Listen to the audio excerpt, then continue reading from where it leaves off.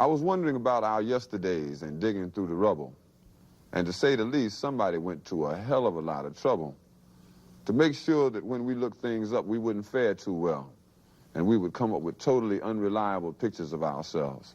But I've compiled what few facts I could, such as they are, to see if we could find out a little bit of something, and this is what I got so far.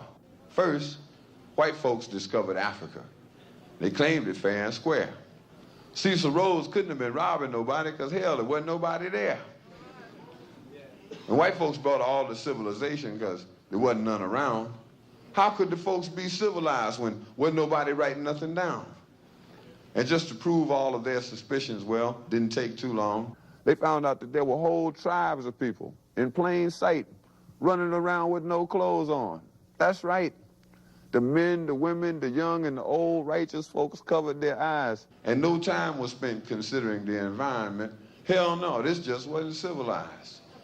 And another piece of information they had, or at least this is what we were taught, is that unlike the civilized people of Europe, these tribal units actually fought. And yes, there was some crude implements, and yes, there was primitive art, and yes, they were masters of hunting and fishing, and courtesy came from the heart. And yes, there was love and medicine, religion, intertribal communication by drum, but no paper, no pencils, and no other utensils, and hell, these folks never even heard of a gun.